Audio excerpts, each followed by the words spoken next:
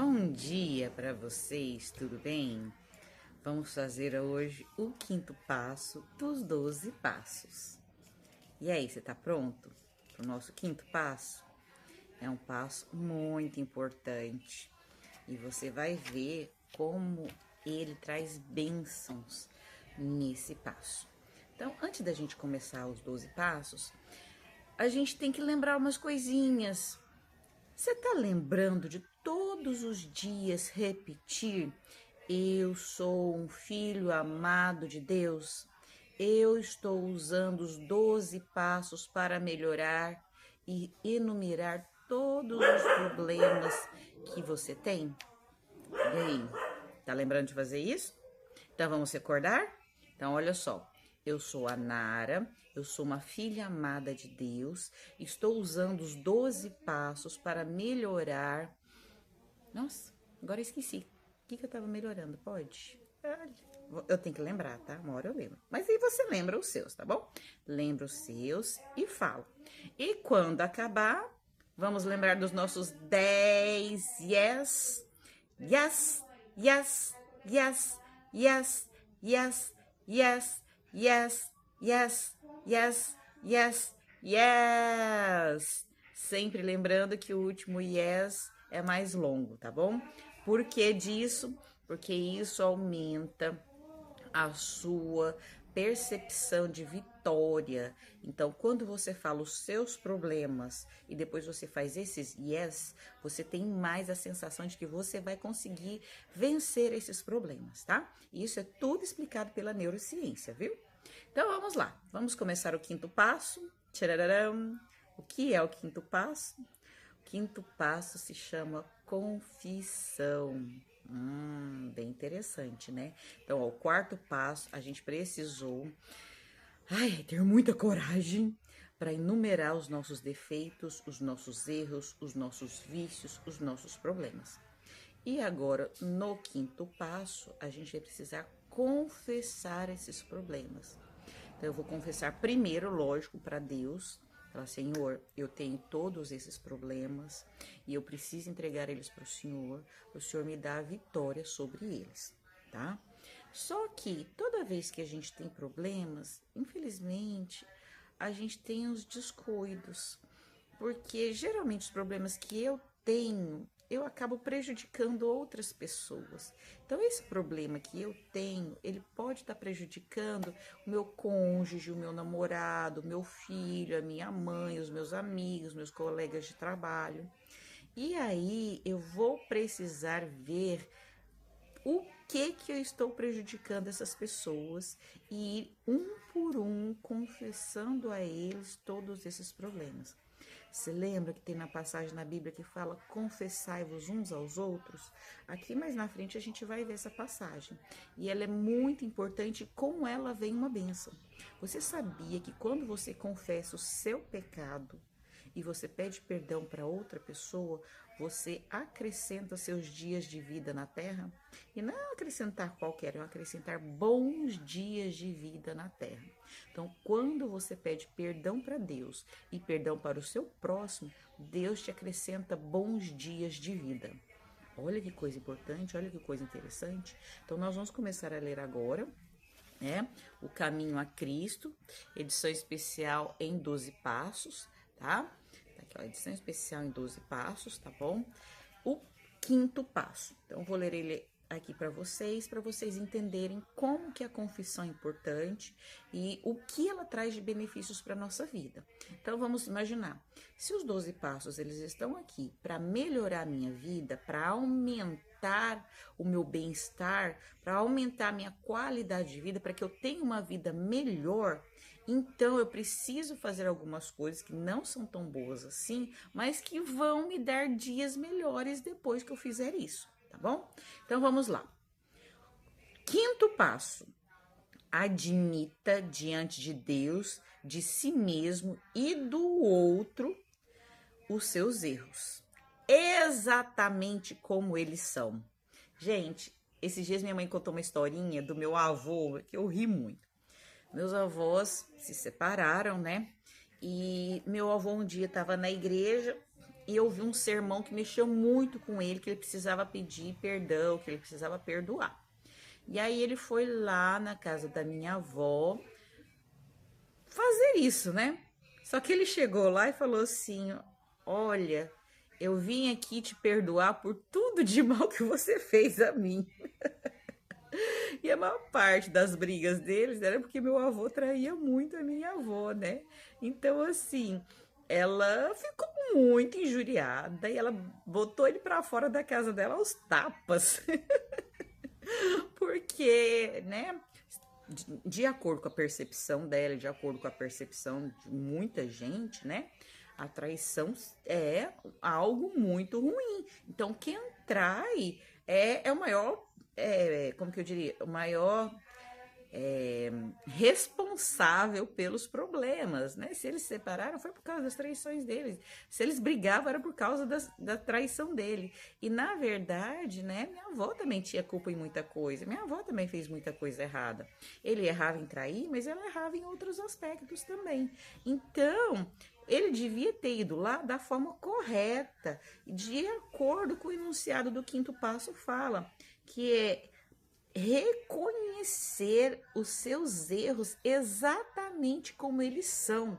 Então, meu avô foi pedir desculpa com os erros da minha avó. Não, ele tem que pedir desculpa dos erros dele. Ele devia ter chegado nela e falado assim: olha, eu vim te pedir perdão porque eu fiz isso com você, eu fiz isso, e isso, e isso, e isso, e isso, e por isso que eu tô aqui para te pedir perdão.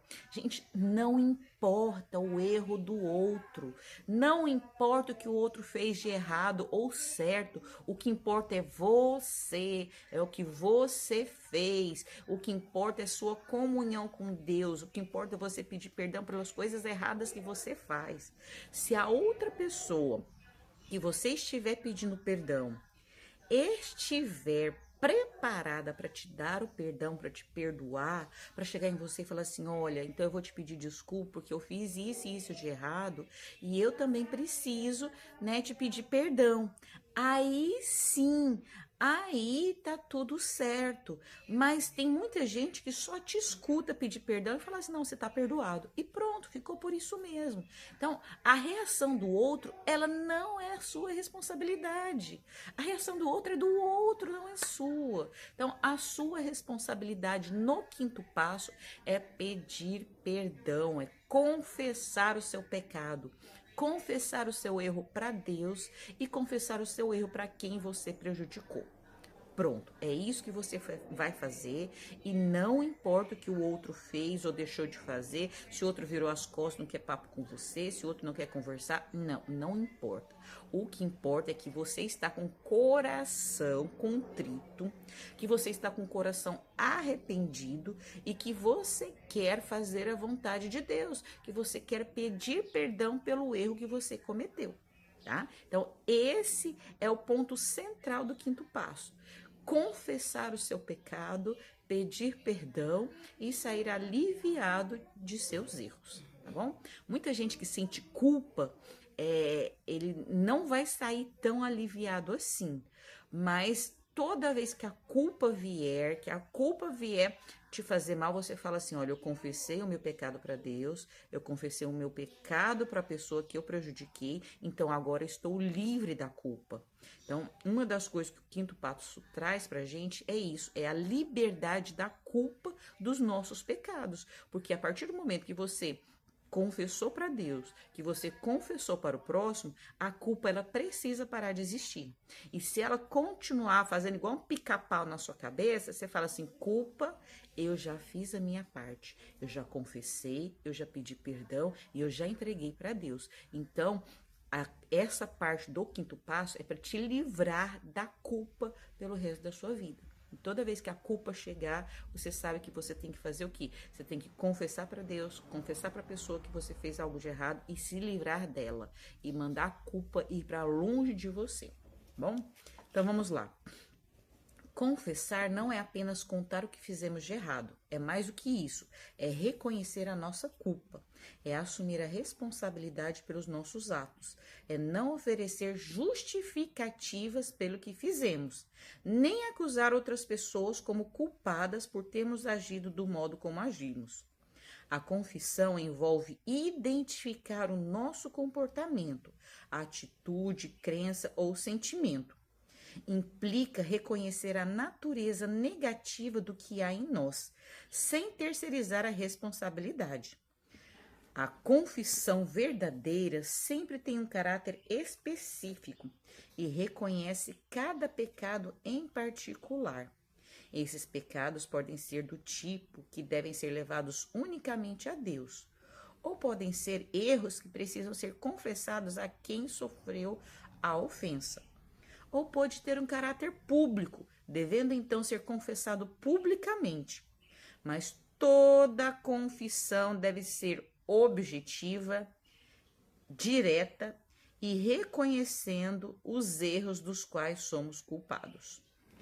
Muitos de nós não vamos nos sentir à vontade com esse passo, mas ele é altamente necessário, porque mostramos para Deus e para as outras pessoas que estamos arrependidos e devemos incluir o reconhecimento a essas pessoas.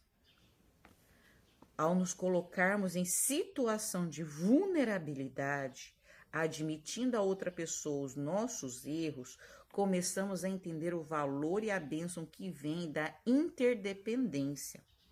Outro ser humano pode nos ajudar a enxergar os pontos cegos em nossa vida que impedem nosso crescimento. Dessa forma, com a ajuda de Deus e do nosso próximo, teremos a oportunidade de nos desenvolvermos e nos tornarmos pessoas melhores a cada dia. Quem encobre as suas transgressões nunca, jamais prosperará, mas o que as confessa e deixa, misericórdia encontrará. Provérbios 28, 13. Então, se você quer encontrar a misericórdia de Deus, você precisa confessar os seus erros. As condições para obter a misericórdia de Deus são simples, justas e razoáveis.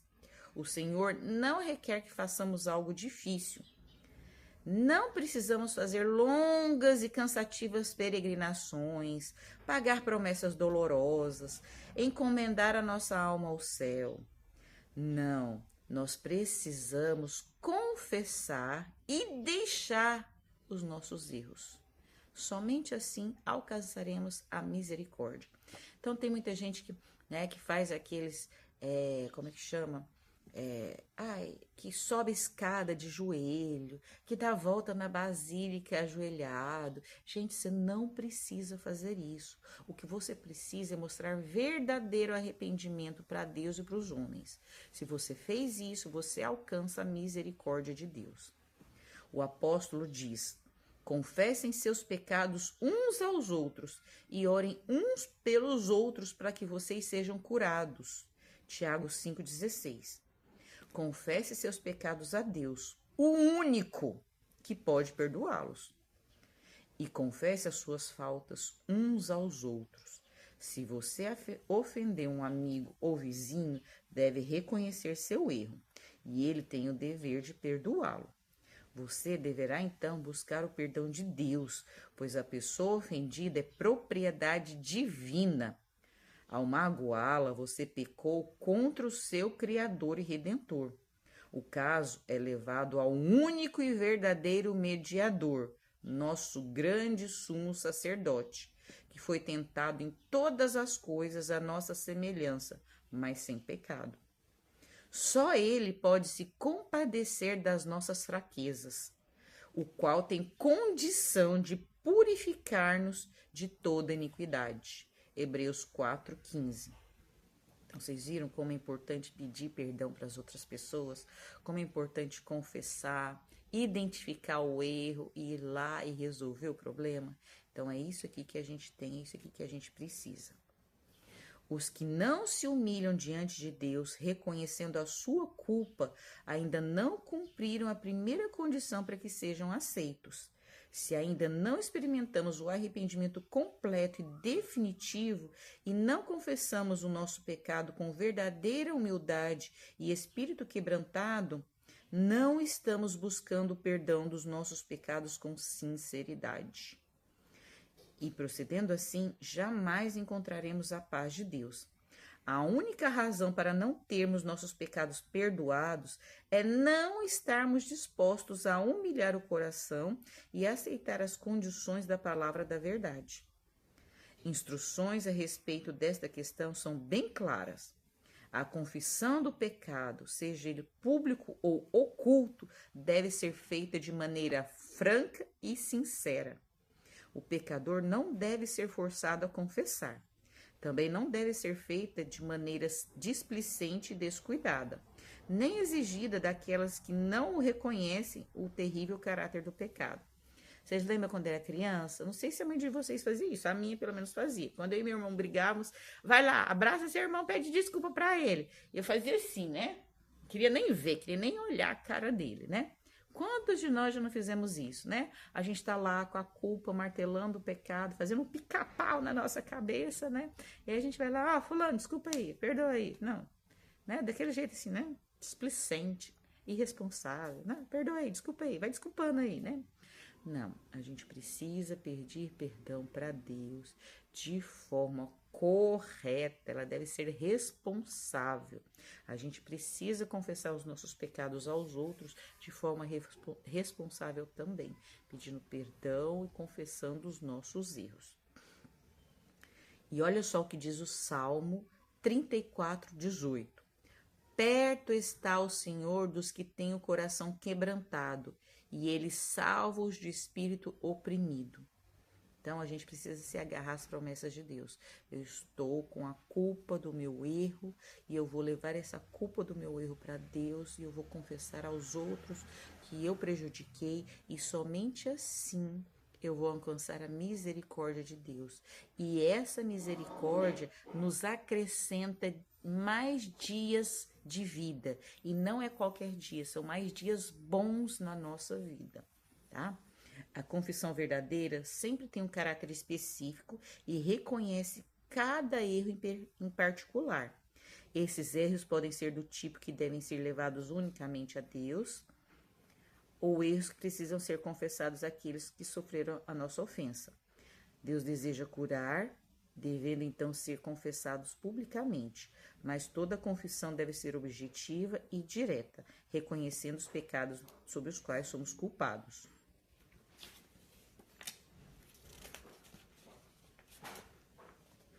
A confissão não é aceitável a Deus sem sincero arrependimento e reforma. É preciso que haja mudança decisiva na vida. Tudo que for ofensivo a Deus deve ser afastado. Isso deve ser o resultado de uma genuína tristeza pelo pecado. A obra que devemos realizar está claramente diante de nós. Lavem-se e purifiquem-se. Tirem da minha presença a maldade dos seus atos. Parem de fazer o mal. Aprendam a fazer o bem, busquem a justiça, repreendam o opressor, garantam o direito dos órfãos e defendam a causa das viúvas. Restitua o que pegou, devolva o que roubou, ande nos estatutos da vida e não façam mais maldade. Olha só. Que coisa pesada, né? Isso está em Isaías 1, 16 e 17 e Ezequiel 33, 15. Paulo escreve o seguinte: vejam só, quando bem lhes fizer essa tristeza enviada pelo Senhor, vocês não encolheram mais os ombros, mas tornaram-se fervorosos e sinceros e muito ansiosos para se libertarem do pecado, acerca do qual lhes tinha escrito. Ficaram preocupados e com medo com que isso sucedera. Vocês fizeram tudo o que podiam para corrigir a situação. 2 Coríntios 7, 11. Então, vamos ver o que a gente tem aqui nesse pedaço. Primeiro, Deus está pedindo que a gente se lave e se purifique dos nossos erros, tá? E que retire de perto de Deus todos os atos de maldade. Que nós aprendamos a fazer o bem e busquemos a justiça. Que a gente repreenda o opressor. Então, Aquele chefe que oprime os funcionários, a gente precisa repreender essa pessoa. Sabe aquela pessoa que gosta de ofender e maltratar os mais humildes? Essa pessoa precisa ser repreendida. E é dever nosso fazer isso a partir de agora que nós temos esse conhecimento, tá? E o que mais ele fala? Defenda o direito dos órfãos e ajude nas causas da viúva. E não encolham mais os seus ombros. Ao contrário, se tornem fervorosos e sinceros e ansiosos para se libertarem dos seus erros. Quinto passo não é fácil não, mas ele é praticável, e se a gente começa a fazer isso na nossa vida, a gente começa também a aumentar os nossos dias felizes nessa terra. E aumentar mais dias nessa terra e dias com qualidade, dias com felicidade. Então, para vocês verem o quão importante é o quinto passo, tá bom? Os exemplos de arrependimento genuíno encontrados na palavra de Deus revelam um espírito de confissão, no qual não há desculpa para o erro, nem justificativa própria. Paulo não ficou na defensiva, ele pintava seu pecado com as cores mais escuras, sem tentar minimizar essa culpa. Ele disse: encerrei muitos dos santos nas prisões. Quando os condenava à morte, eu dava o meu voto contra eles. Muitas vezes os castiguei por todas as sinagogas, obrigando-os até blasfemar. E demasiadamente enfurecido, eu os perseguia, até em cidades estrangeiras. E Paulo não hesitou em declarar: Cristo Jesus veio ao mundo para salvar os pecadores, dos quais eu sou o principal. Tá vendo? Então, a confissão dele: eu fiz isso de errado. Mas graças a Deus, Deus veio salvar todos os pecadores. Inclusive, eu sou um dos grandes. Eu fiz muita coisa errada mesmo. Mas graças a Deus, Jesus morreu na cruz por mim e por você. E Ele quer nos salvar. E por isso eu estou fazendo a vontade de Deus. Porque eu quero a salvação que Ele está me dando. Então, o quinto passo nos leva a confessar os nossos erros e a estar mais perto da salvação. E aí, esses versos estão em Atos 26, 10 e 11 e 1 Timóteo 1, 15. E aí, o quinto passo termina falando o seguinte: o coração quebrantado e humilde, subjugado pelo arrependimento genuíno, demonstra apreciação pelo amor de Deus e pelo preço pago na cruz do Calvário. O pecador verdadeiramente arrependido traz seus pecados diante de Deus, e Ele é fiel e justo para nos salvar e nos perdoar. Tá? Em 1 João 1,9. Ele diz o seguinte: se confessarmos os nossos pecados, Ele é fiel e justo para nos perdoar e nos purificar de toda injustiça. Então, assim, agora a gente termina o quinto passo com o desejo de ser bom, com o desejo de fazer a vontade de Deus, com o desejo de seguir as escrituras sagradas e fazer aquilo que vai nos levar à misericórdia e que vai nos levar a mais dias nessa terra e mais dias melhores nessa terra. Que você tenha realmente a misericórdia de Deus na sua vida e que você consiga mais dias nessa terra e mais dias melhores nessa terra. Um bom dia para você e até o próximo passo, até o sexto passo. Até mais, tchau, tchau.